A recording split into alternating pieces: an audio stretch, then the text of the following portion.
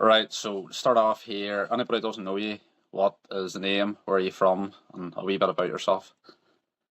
I'm Michael Longton, from a farm called Bruton Brook, which is in a village called Quarmer, just in the northwest of England.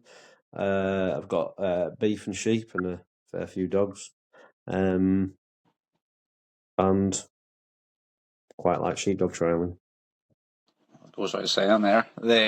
What sort of sheep are you working with, or what's the story? There's about 200 swales and 300 mules at the moment. Just working out how many to keep having, whether they're worth the hassle or not. Mm. And is that crossing leasters or traditional leasters you're crossing on them, or?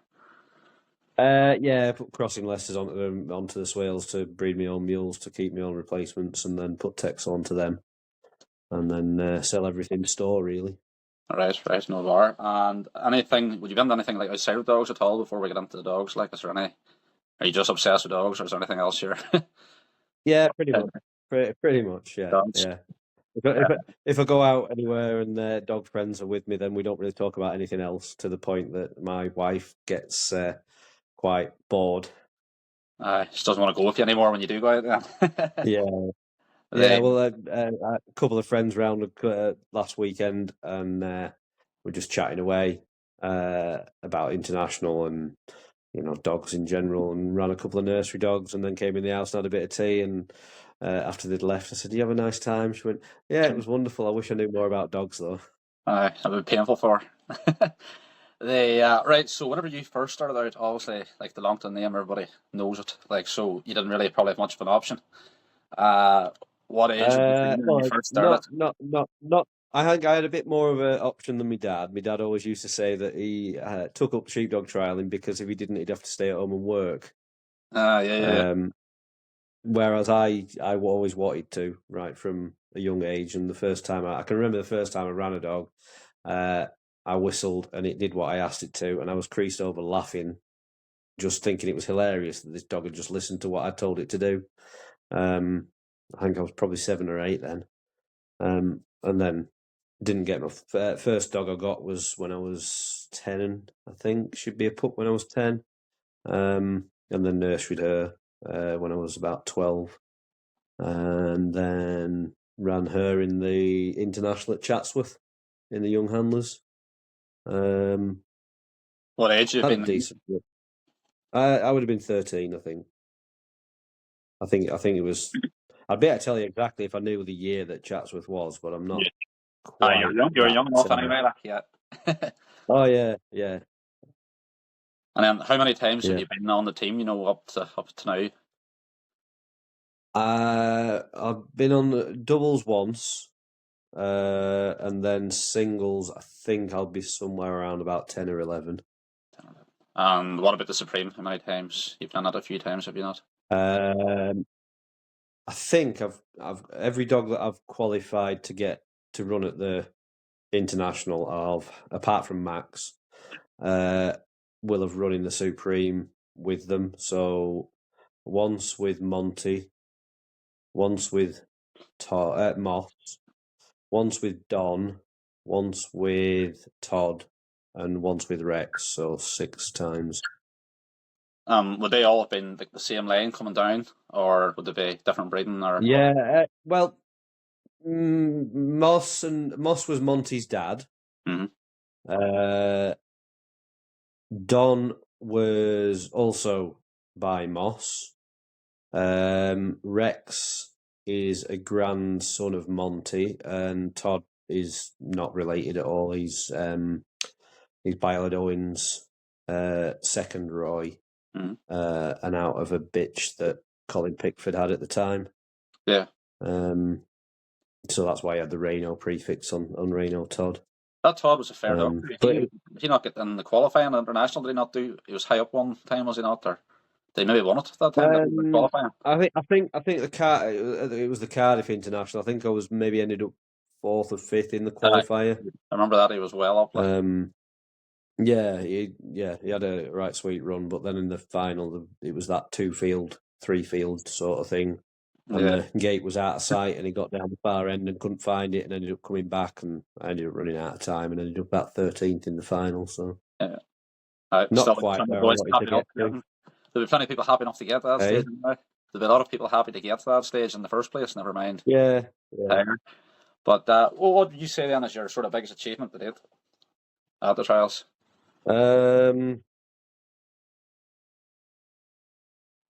Probably. Well, it's either winning the national with Monty or getting third in the Supreme with Moss. And I won the first time I got in the team was when I won the national, and then the following year I got third in the Supreme, and I thought, it's all right. Is this? It's not too difficult once you've started doing it, and then I've been trying to get somewhere near those levels ever since, and not managed it. So it must be more difficult than my 24 or 25-year-old self thought. Right, that's a problem. I've seen it with the sheep. You have a good year or two at the start, and you think this is handy. Yeah. And then it doesn't be handy. Yeah. So, well, then you've listed a few dogs there you've been on the team with. Who would you say is the best dog you've had? Like, they've all been different. Monty was quite sticky, but on a big course and with a crowd, he loved it. I remember running our Woman and His Dog with him again at Chatsworth, and they had a big camera on a big boom, and it came across looking at everybody, and they had us all sat on some bales of straw, and all the competitors were sat on the bales of straw with their dogs at their feet, and as this camera came panning over, Monty put his feet on my knee and lifted himself up like this so that everyone could see him.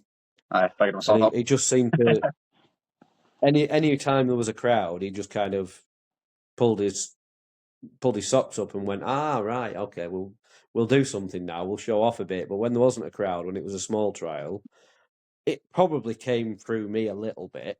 You know, he'd read me a little bit. But in the smaller trials, he struggled to, because he was an old-fashioned line dog, I suppose. So you give him a flank, and he wouldn't take a flank. He'd say, "I'll lean on that corner." And you give him the other flank, he'd lean on that corner. So on a national or international size field, he was fine because he had the space. You had the space to get them back. Whereas on a smaller 200, even smaller potentially, you'd be past the obstacle before he leaned on that side enough to get him to turn.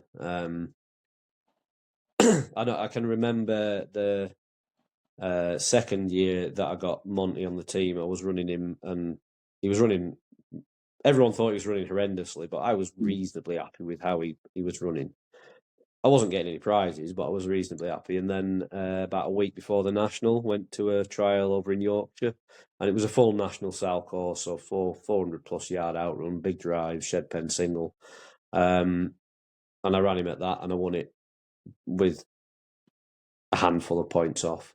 Yes. So like, I was definitely convinced that I was happy with how he was running then. And then I think I ended up second at the national with him. So the pressure's on the week before then. And I can remember him working flocks of sheep and fetching them along the lane. And rather than when he's behind them and they can't see him, they're all just going like, he'd be right behind them, and if they weren't moving, he'd literally just tap the back of their legs with his nose, so they knew he were there, and they'd run off, and that'd be it. He wouldn't nibble them, he wouldn't nip them, he'd just touch them. Clean up himself. Just making them know that he were there, and then they'd be off again, and that was it. Moss, his dad, he was just an absolute powerhouse. He could shift anything.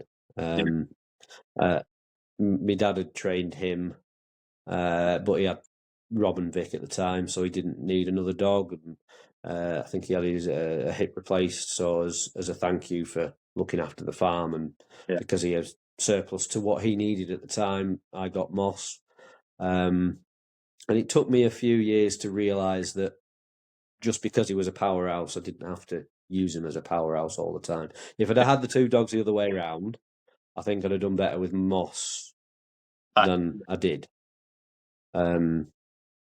Because I say he was a powerhouse. At the international, when I was third with him, he was a pretty old dog by then, and arthritis, and so he was a bit steady on the outrun.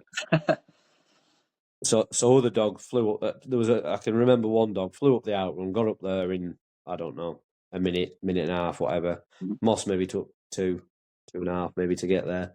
But by the time I got back down to the turnback post, because of the pace he was fetching the sheep out, working them, bringing them forward, he'd overtaken that other dog that flew up the field comfortably. And then Todd was very different in the way he worked. He wasn't what I was used to at all, because he was a bit quicker flanking, bit more modern type probably than. He's quite stylish himself, I would have thought. Never seen him. He had a bit of style about him, and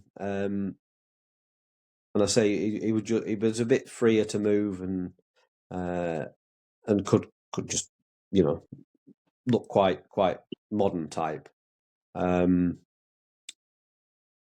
then after him, there'd be Don as well, and Don's problem was he was kennel mate to Monty and then to Todd. He was almost always my second dog, but he. It was a Lowther international that I got two into the. I got both Monty and Don into the Supreme up there, and I think I finished 4th and 8th. But in the qualifier, the run Don had such a fantastic run, but then it was when the where was it? There was somebody filming. It might have been Alba. I'm not just sure now. But there was a camera or something, and it spooked the sheep when they were going into the pen, and it did it to quite a few packets, and Don's was one of them. So I had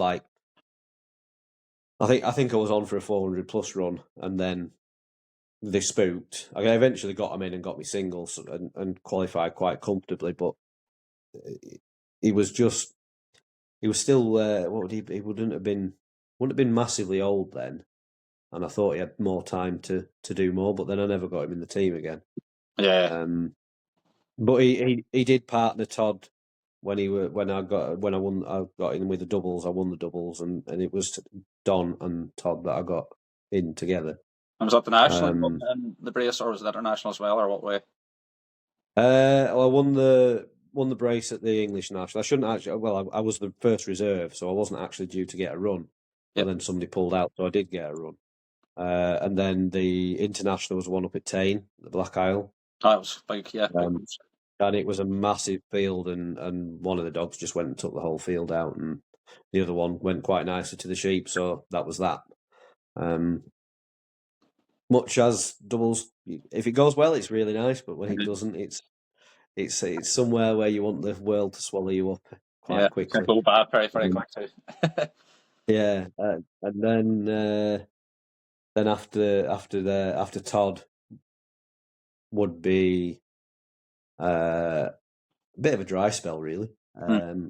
I ended up having to buy a dog in because I had just got nothing coming through, and that was a complete and utter diversion from my usual, because it was smooth coated Welsh bred, flash flanking, working on its feet, and probably taught me quite a bit about how I can be more adaptable with the dogs I've got, because it was so different. And I was reserved for the team with him twice, very close to getting in. Certainly at one of them. I'm not just sure about the other one. Actually, Murray kept me out. Your Murray. That was the year Tom got Murray in the team. And it was on the day that I ran Gwyn, and he ended up a point ahead of me. That's why you think so much of him. Well, yeah, it was just. I didn't manage. I didn't get me single, and Tom did, so that just put him up ahead of me. Yeah. Then after that, I suppose it would be Rex for a few years. And I wasn't too sure with Rex. He was just being a bit of a bugger when he was young. He was going and biting him, and my dad took him, and I don't think he took him for much longer than a couple of weeks, if that. Yeah. And then I got him back, and the difference was just unbelievable. Yeah. What I think he just worked him on the wall, really. Just had the sheep on the wall and just made him behave himself as he was fetching them off the wall. And he went from just wanting to just have a little slice and nibble on the way past them to never even thinking about it. Yeah. I was taking the and hand then to start with. Sorry? He was taking the hand to start with, like he was, he was trying it, knowing he shouldn't be at it. But Yeah. And then and then I got Max, and he was, well, the mother of Max, Maid. She was a tremendous breeding bitch. She was just honestly, every litter had something that was pretty damn useful in it, if not a really, really good dog. First litter I put her to Todd, and I didn't get anything, but Dad's two, Ben and Roy, both got in the team. Roy won the day on very difficult sheep at Gervaux Abbey. And then Rex, he's also out of Maid, by Nidgevius's Mac, which is a bit of Alid's breeding in it, and a bit of my old Moss breeding in it a bit further back as well. Yeah. And then Max and his cohorts of, and I'll still have 3 of them here. One's over in Ireland. But that he bought as a pup. They were COVID pups as well, so they got very well socialised as little pups. Kids were at school, so for 3-4 months they were just here. A ton of effort. It made life so much easier. They were so much so well used to leads and all sorts, and So I've still got 3 of them here. One, two bitches that I've got are my daughters, but one's a bit of a handful for them. The other one's really nice, and she'll run for anyone. And then Max, I sold Max to Anthony Boggy Warmington as a pup, and got him back to just try and persuade him. Behaviour is quite critical, and then that was just in September, and then nurseries were starting. So I said, "Well, can I take him? Because I'm going with another one anyway." He said, "Yeah, go on then." So I started taking him, and I got prizes most weeks with him. Eventually managed to persuade him that he'd be better off if he sold him to me. Yeah. And he did. Richard Smith persuaded him. He said, "Do you love the dog?" And Bobby went, "Well, I must be struggling for all my work." He says, "Yeah, but do you love the dog?" Says, And so then that persuaded him that he could sell him to me. So that's how I ended up with Max. And as he'd get prizes most weeks, but didn't actually win a nursery until the nursery final. Yeah. And then once he'd done that, I went into opens and won 4 or 5 in May with him before the end of the month. Yeah. And then he's just kept on going. He's still quite young, isn't he? He would only be, would he be 5, would he? Or... Sorry? He's quite young still, is he not? It'd be 4.5 now. 4.5, yeah. No, I seen him last year, obviously, at the International. Like, he's a nice dog. Yeah. I think there's a few people talking about him, so... He's his potential to be the best I've had. The most all round sort of dog. Because he can. He went last year. He went from running on the sheep at the National, which were heavy Texels, pushed them round, and then a couple of weeks later went to a small show trial, which is maybe 150 to 200 yard outrun, quite narrow field. Some draft swales or mules, I can't remember what they were, but you had to be careful with them. And he went and tickled them round and won that one 2 weeks after pushing the heavy things round. So he's quite adaptable. Yeah. And quite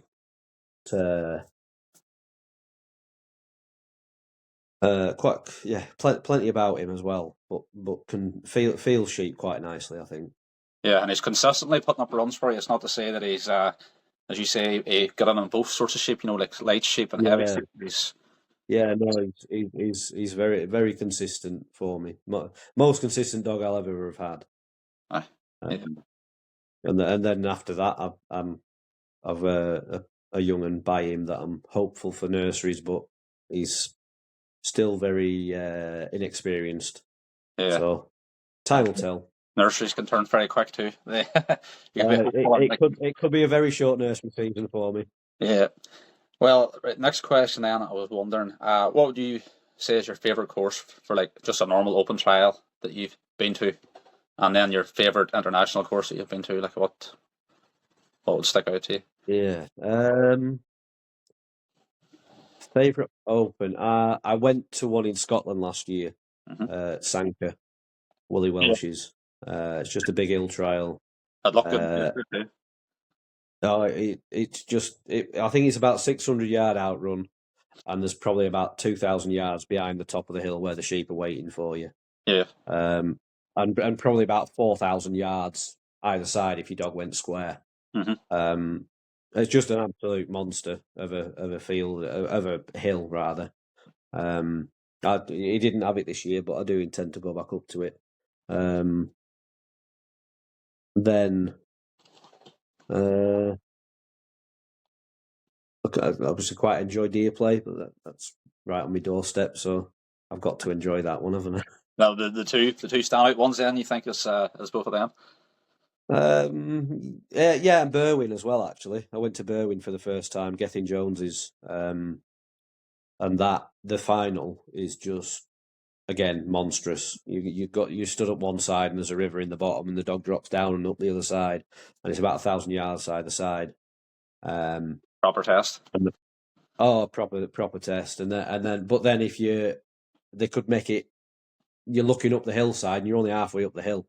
Yeah, they could easily make it 2,000 yards either side. It's just huge. And they're on Welsh sheep, which is quite nice for me to go and have a bit of practice on Welsh sheep because they are. They're very different to what I'm used to running on anyway.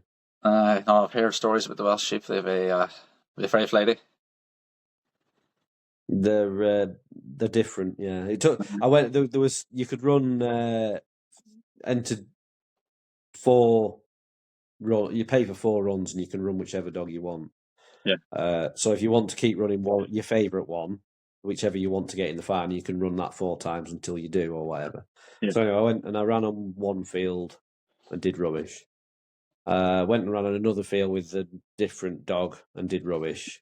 Went and ran on another field and did all right, but ran out of time at the pen. Yeah. And then at the 4th, I literally went from that one to the one in the bottom, and I ran on the one at the bottom and qualified on that. And I don't know whether it was me getting better with reading Welsh sheep or whether because my dog was a bit tired that the sheep were a bit more classy. Yeah. But either way, it worked one way or the other. Right. And then with regards to internationals, what do you think is the best course or one or two that you've been to? I really enjoyed Lowther. What year was that? Was that 2009? Sorry? What year was that 2009 or what year? 2009. It was Millichap won that, did he? I think. Yeah. Yeah. Millichap won it. Mark Elliott was second. I'm not certain, but I think McGee was third and then I was 4th. But it was just a proper massive test of your dog's ability. Yeah. It wasn't straightforward, but you could see it all. It had plenty of undulations, and it was massive. It was it was definite full size. And then after that, I'd probably be a Scottish one. But I don't know which one because they're all. There's a few quite big ones. There's quite a few that are pretty good up there. Yeah, like Bigger. They keep, the third time they've had it at Bigger this year, and Tane, Moffat.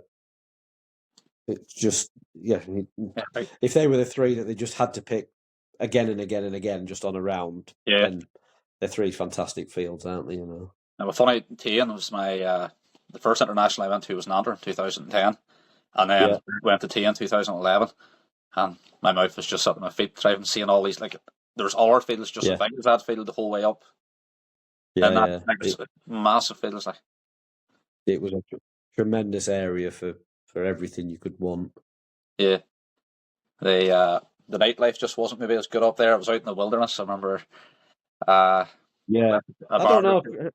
I do know somebody was up there and might not have nearly have missed their run because they were waylaid the day after. No, well, that's the thing. The bar, like we were in a bar, and it was like you see in movies where you walk in and the whole bar stares at you. It was like obviously just all the local and they looked at you as if you had 10 heads coming in. They didn't. They weren't used to seeing strangers in. But right.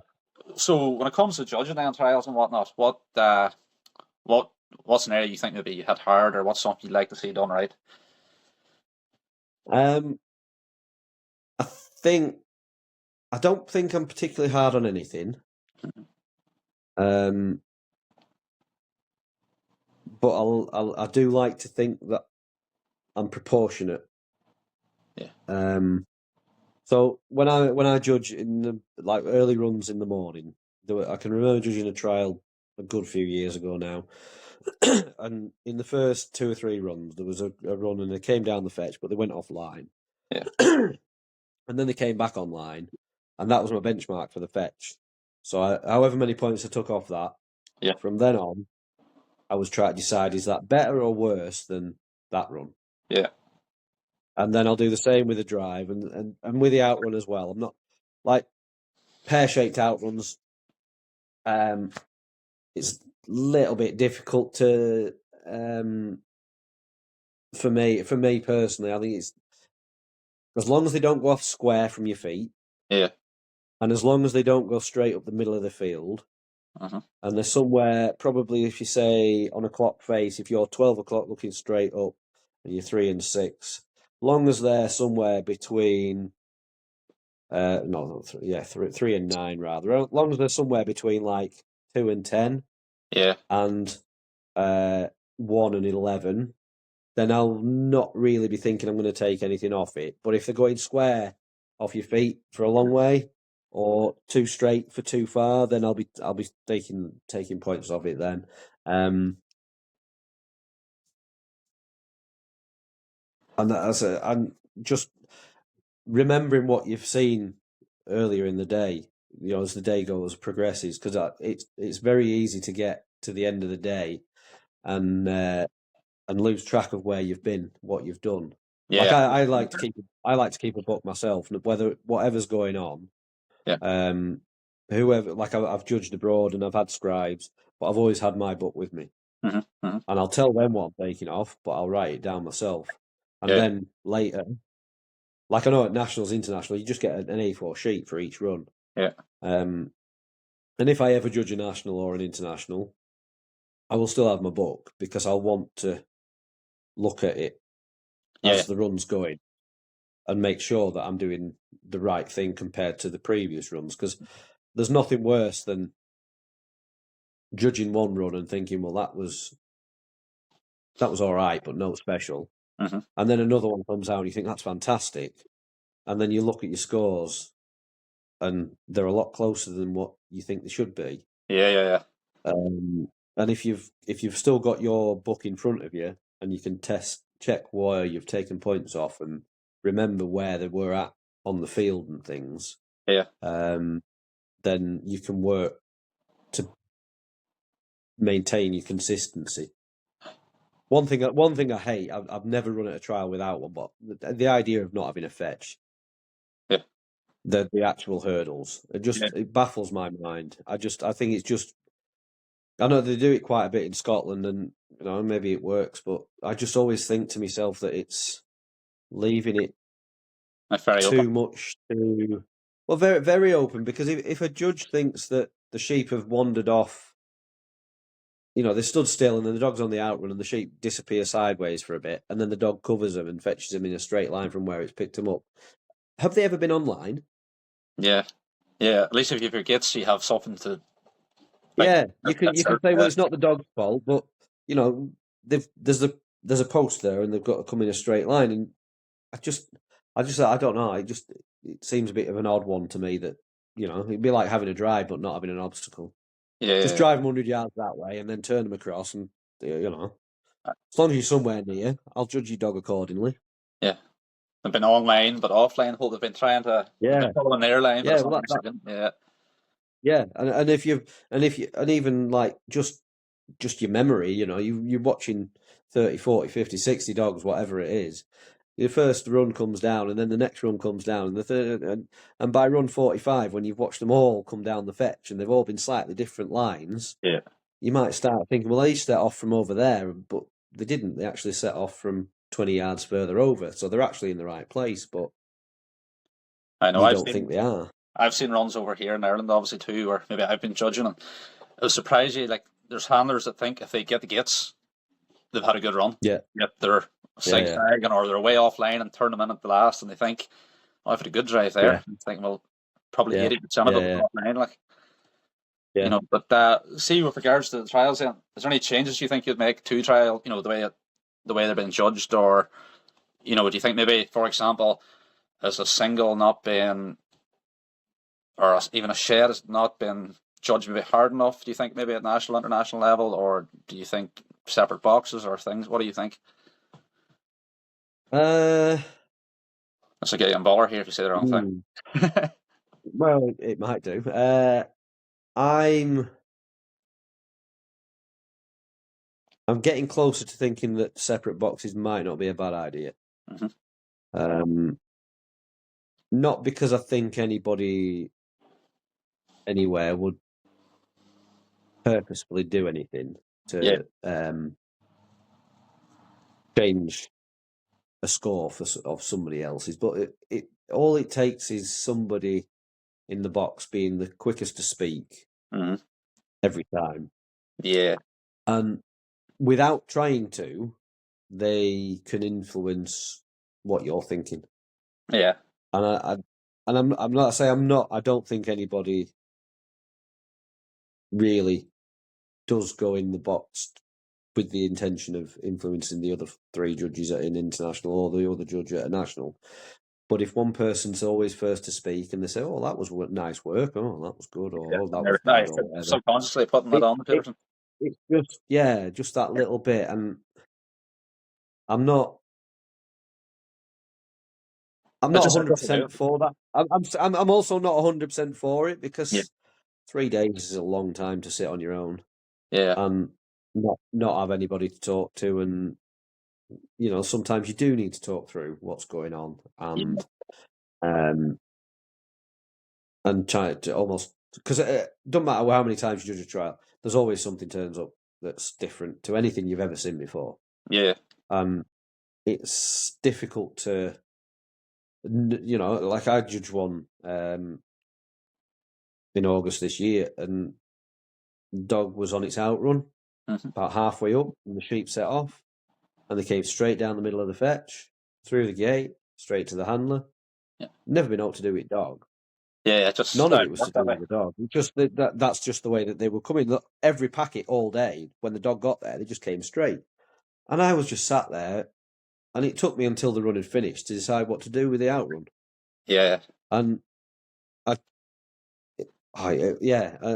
if I was judging with somebody, then having somebody to bounce off might have helped me come to a conclusion a bit quicker. But it was just a weird one. It never happens. You're in a position to know, what have I done previously, or it's a freak. Yeah, exactly. Yeah, no, I yeah, I think on the whole, it's it's fine as it is, but I do just kind of wonder just that little bit at times. Yeah. Well, it does away with the question, doesn't it? People can't question then if there is somebody giving their opinion more so if they are in separate boxes. Yeah. Yeah, maybe it would find a new problem then once that happens. There's always some problem. Yeah, exactly. Yeah, that'd be the thing. There would probably be a disqualification where it's 2-2 and they can't discuss it, and so where do you go? The majority is fine. Majority say carry on, or the majority say disqualified. Then that's what's happening. But if it's 2-2, then you it's a bit of a head scratcher. No. But if there's 4 of you in the box and you can discuss it, then you'd probably come to a consensus of one way or the other. I always thought, whether it's right or wrong, I always thought if you did have 2 judges and one thought disqualify and one thinks keep on, stay at the shed, well, all you have to do is take off all the points. Yeah.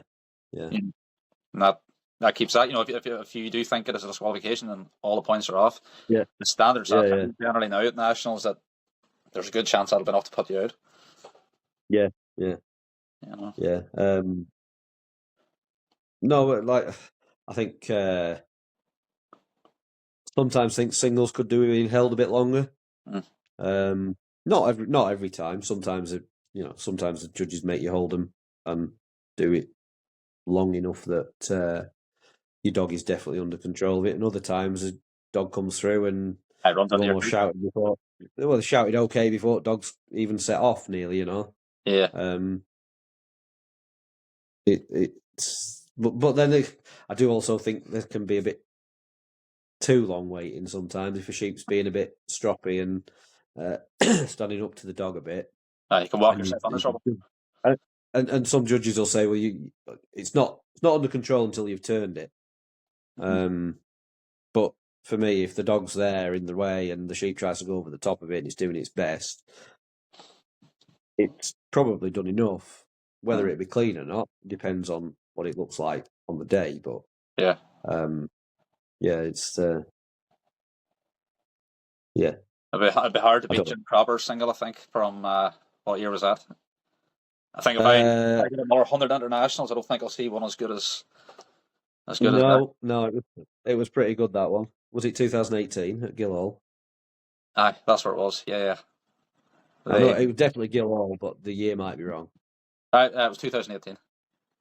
Yeah. I think. But that was a serious single. Like that was. I've gone to Facebook and just type in with that, and it comes up and a serious single. Yeah. But pretty much from what you've been saying, then you've only really bought in 1 or 2 dogs. Most of them you've bred. Yeah. So that's you sort of work with your own breeding rather than going out looking for dogs as such, or. On the whole, there's not too many people that want to breed dogs like I have. Hairy dog. It's just the hairy dogs. It's pricky-eared and smooth coated. It's all the fashion, isn't it? And I still like to like the look of them as well as how they work. I've said this to quite a few folk in the past. I do think that rough coated works slightly differently to smooth. I think they're a little bit. Smooth ones are a bit jumpier, a bit quicker on flanking, a bit sharper stopping, and all the rest of it. Whereas rough are usually a bit smoother in the movement, a bit steadier in the movement, a bit more feel. And I'm not going to say there's no smooth dogs that can do that, because obviously there are. Yeah. But I'm not going to say there aren't any rough dogs that run like absolute, flanking quick and all the rest of it. But it's maybe partly training. I don't know. Maybe if I got other dogs and trained them myself, they'd turn out similar. But different story. I just tend to stick with what I know. Yeah, people are caught up at the minute with this pricky-eared and short-haired. And I remember there was a fella near me, was an Irish team, Eric Barfoot, and we were talking about it at one of the internationals, and he says a good horse was never a bad colour. He says if you had the chance to get the international and your dog went out perfectly, and he was the ugliest dog you ever seen, and he was coming down the fetch, lovely. He says you think he looks nice enough. It wouldn't matter what he. Yeah, he would. You know, definitely. if he's the right one, it doesn't matter Yeah. what it looks like. Yeah, Yeah. exactly. So then, right, you tend to keep your own pups most of the time. What age would you be Yeah. starting to take them out as sheep, or there's people start them young and people sort of let them go to a year old? And what's your thinking? I'll probably try and show them sheep until they, if they've not shown any interest in sheep, then I'll just show them every month or so just to see when they do spark an interest. Yeah. I'm not desperately bothered if they've not started by 16 or 18 months. I had one years ago now, but she was 18 months and she didn't look at a single animal at all. Yeah. And I started to the point where I could take her with motorbike and she'd follow me and she wouldn't bother anything. Yeah. And I was doing that. And then one day she was like, oh, cows, I'll chase them a bit. And then I think from no interest at all, I had her fully trained in about 2 months. Yeah. And I've had others that I've thought at 5, 6 month old, oh, this is going to be brilliant. And by 12 months, they've kind of gone, I'm not too sure about this. I don't like that idea. I don't know. I'm all right now, and not won't work sheep at all. And and then others like I had Todd and Maid.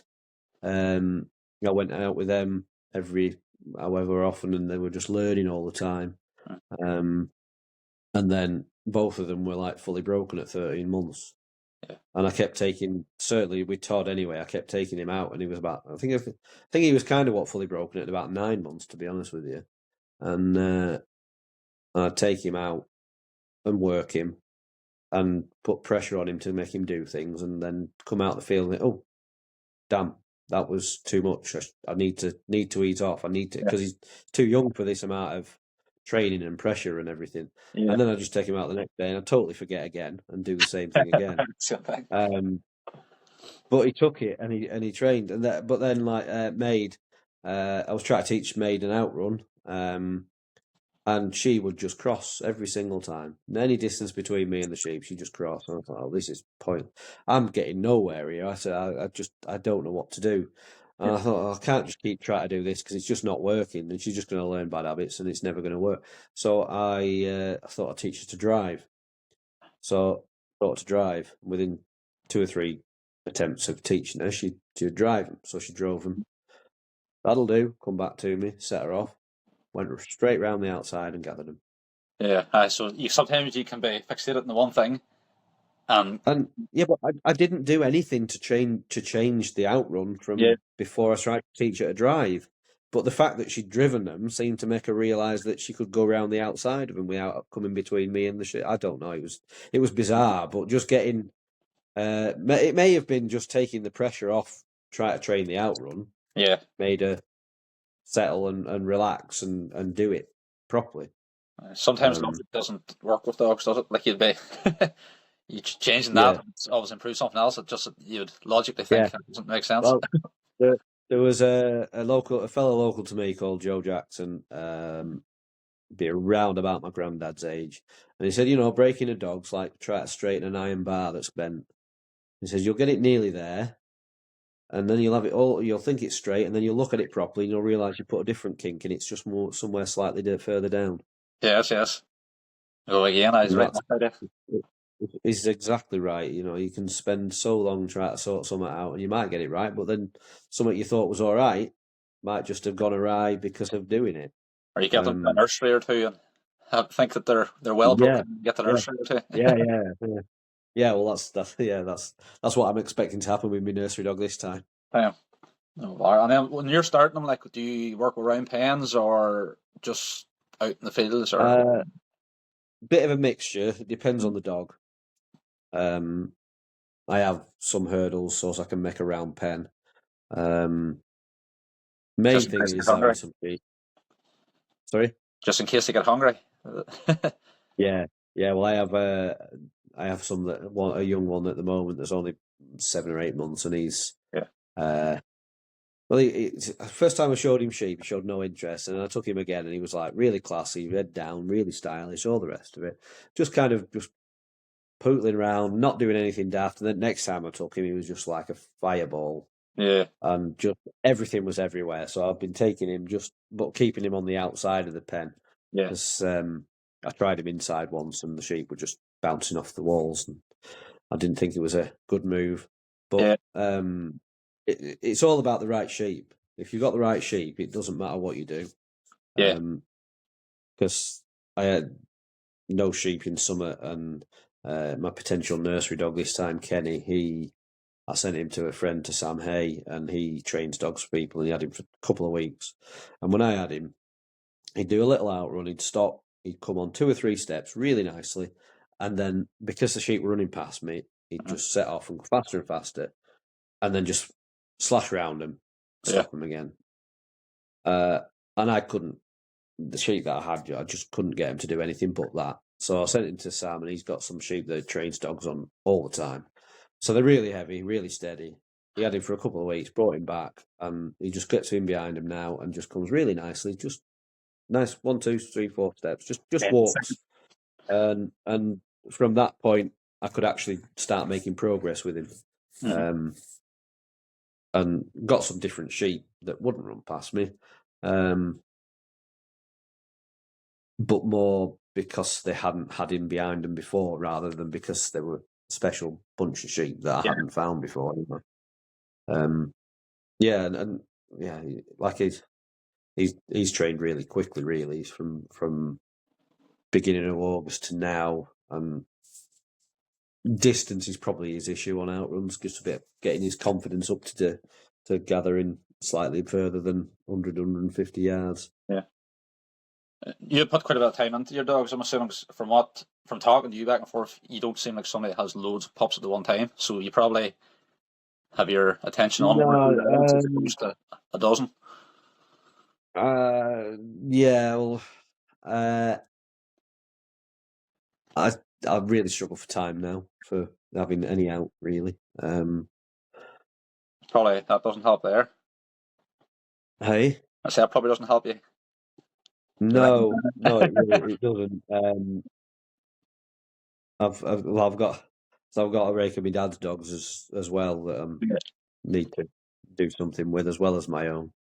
So I'm so somewhere between probably 6 and 8 is probably the sweet spot for me. Yeah. And then two or maybe 3 that are open dogs, and then 4 or 5 various ages. I could probably do with less than that, to be honest with you. Thinking about it, I could probably do with 5 or 6 at most, really.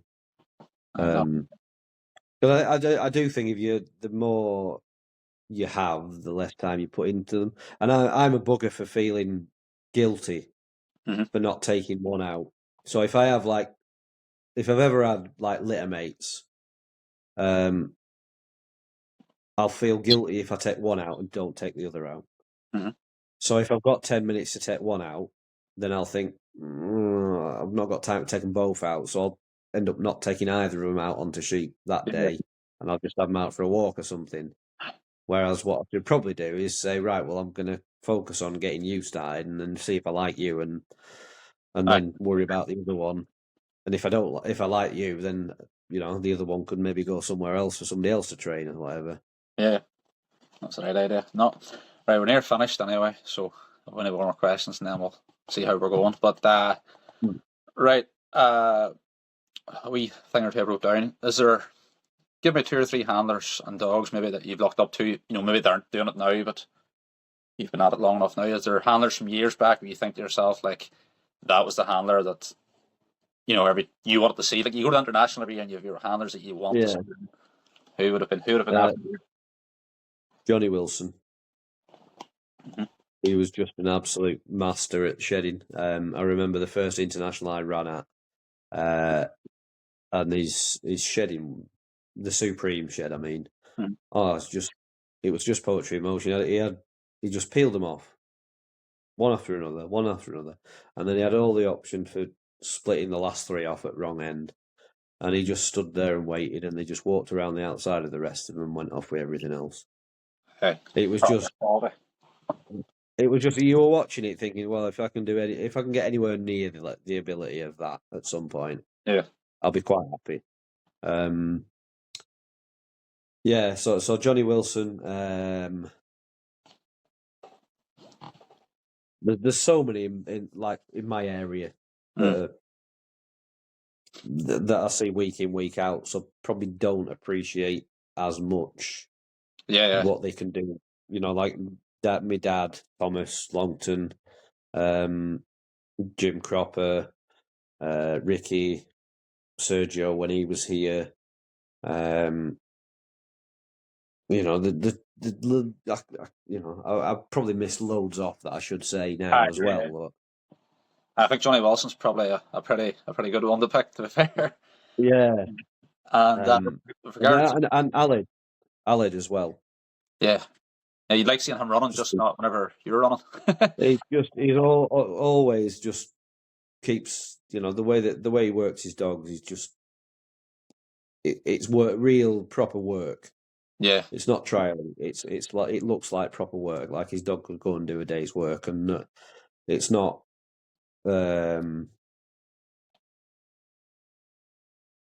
It's not a modern tweet. Yeah, I just constant commands. It's like a bit of a flank and then a steady, and they just come on again, and a bit of a flank and a steady, and it's just how I think you should be trying to work your dogs, really. Yeah. Well then, that's the handlers. What dogs have you seen down the years that you think yourself like that is just, you know, different level?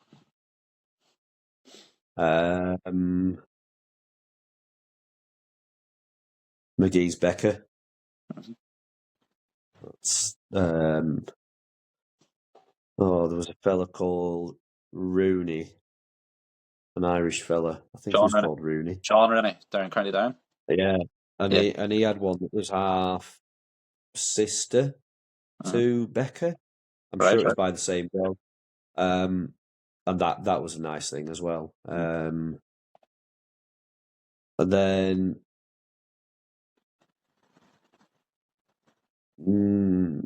Alid's Bob. Not a lot of people liked it, but it was very effective. I quite liked it. Right, didn't he? Yeah. My dad's Rob. Yeah. He was a real animal. You know, he was a big, strong, well built dog. Mm-hmm. But he would do any job anywhere. He was trialing with him at 13 months old, lambing, and he learned when he was lambing. He learned how to. He'd just go and he'd just put his paw on the back of a lamb, knock it on the floor, and lie there until you got to it when you were trying to catch him. Yeah, and he was never caught it. He just went, "Oh right, that's what you're doing." Yeah. No, proper work tool then as well at home, like. Yeah. No, fair enough. And well, tell me this then as well. Outside England, you go to international. Is there a country that whenever you're watching, you think to yourself, I like for me, it's Scotland. I like to see Scotland do well. Is there a country that you sort of warm to their handlers, or you think, you know, you like sort of your second country as such? Probably Scotland as well, because they're probably more of the old-fashioned type dogs there as well that I like to see. It's funny, when I wrote that question down, that's what I think was. They never seem to be anything fancy, but it just looks like they could work all day long. Like, they just seem like real work tools. Like, yeah. And you've mentioned obviously your father-in-law is like well known and done quite well down the years. How many times has he been in the team? Like, he's probably been in the team a hell of a lot of times.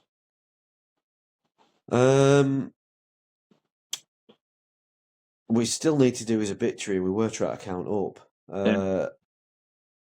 I have a feeling he was in with the doubles quite a lot.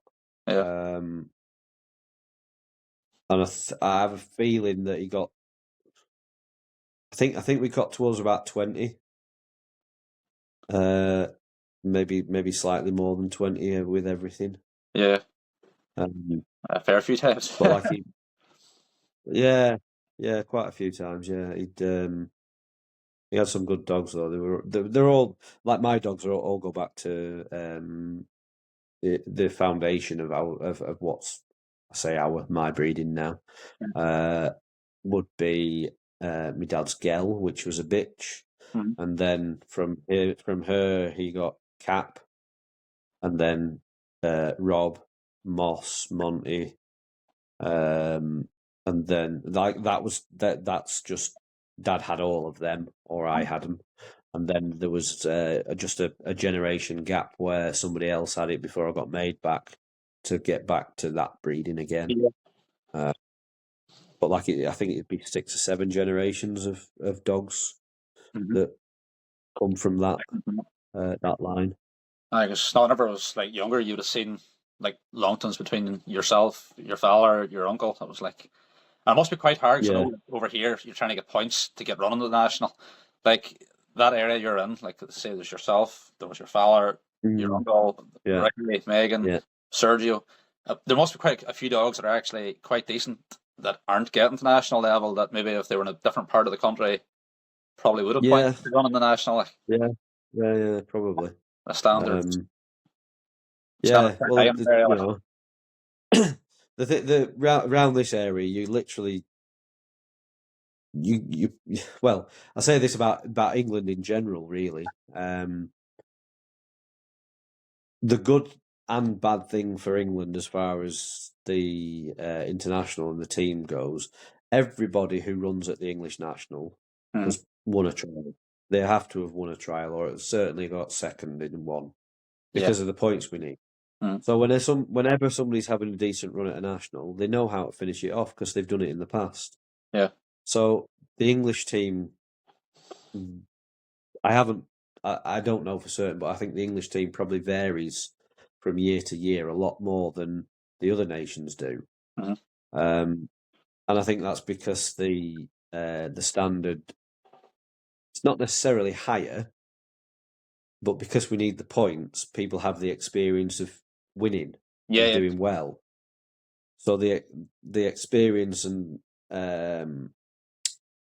of doing well then translates into them knowing that they can do it when they're at a national. It's not new to them. Like a bit of confidence, Yeah, yeah, yeah. It's a bit of a confidence. yeah, Whereas I don't, I know in Scotland they don't need many points, and Wales hardly ever need points, and they don't seem to have the variance from one year to the next mm-hmm. when the teams are, uh, judged being who was in the team.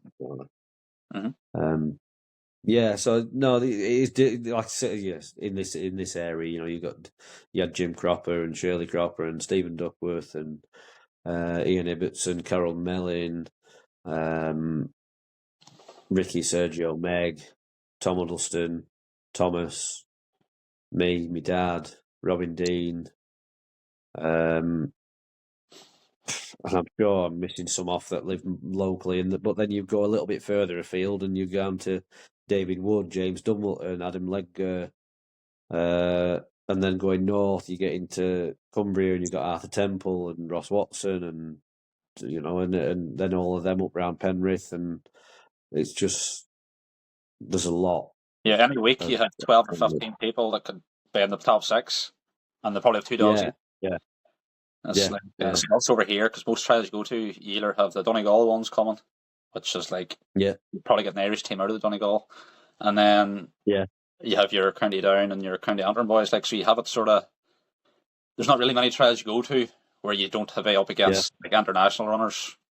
At yeah, yeah. least. Well, I can't just be 100% certain on this one, but a few years ago, I think there were 13 out of 15 from Lancashire, Cumbria, and West Yorkshire in the team for the international. I remember hearing something about that it was a big number. It was all in that sort of area. It was, Yeah. yeah, it was pretty crazy. Well, then, final question then. So, whenever you go out, say, them big trials, have you any like superstitions or anything like you think to yourself that, is there anything you do or I go to the post there, for example, like, and I'd always like, I don't know, like push. Sounds stupid, like, but you push any sort of bad energy or or nerves. I just sort of push down the legs, back and front, and then that's me ready to go. I don't think it's worked. I haven't made the team yet, but but that's a sort of superstition that I stick to whenever I go to run. Yeah, no, not nothing really. I just make sure I go for a pee for quite a few times when I'm at a national. Anyway, for sure. Aye, okay, right. Uh, that that that's the only nerves that I get really is feeling like I need to go to the toilet just before I run. But Especially live streaming, it probably wouldn't be the best it idea. wouldn't. No, no. If you see me shaking my leg on the podium next year, then you know why. That'll be crack ass. No bother. Right, well, Yeah. I think that's sort of all we can. It's been long enough there now. Yeah. Whatever you do, don't hang up here in case this doesn't save. So, Yeah. thank you very much for your time anyway, and Yeah. we'll No see if this problem. actually saves. That could be the next thing. Yeah. So, Yeah. right. We'll start again, will we? I'll have to be paid the next time round if that's the case.